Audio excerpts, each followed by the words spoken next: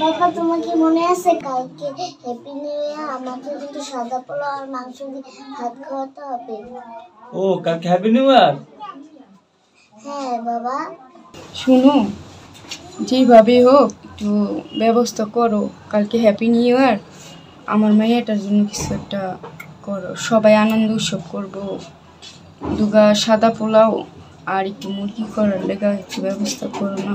আমার পকেটটা একেবারে খালি, ইটের বাটাও বন্ধ।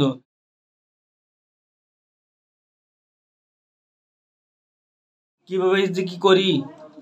আচ্ছা ঠিক আছে, আমি বসের অফিসে যাই দেখি অগ্রিম কিছু টাকা নিতে পারি কিনা।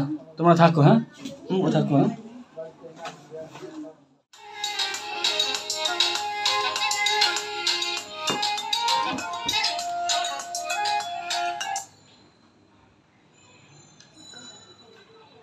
হ্যাঁ বাবা হাসিব বলো। বাবা কালকে আমার 10,000 টাকা লাগবে। কালকে 10,000 টাকা দিয়ে তুমি কি করবে? আরে বাবা কালকে নিউ ইয়ার না, বন্ধু বান্ধব নিয়ে পার্টি করতে হবে। ও কালকে নিউ ইয়ার পালন করবা?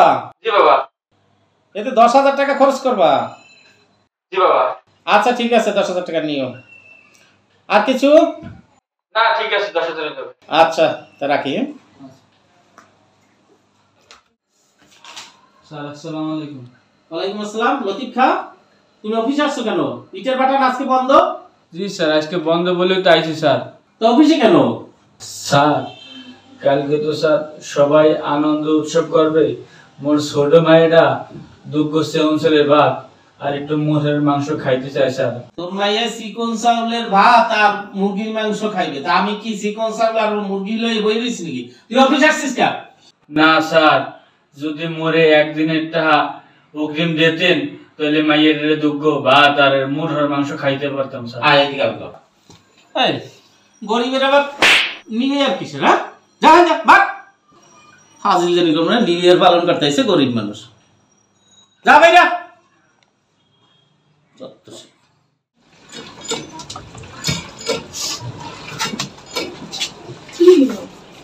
তুমি একদম খালি হাতে এসো, মাইয়ের লেগে কিছুই আনো নাই?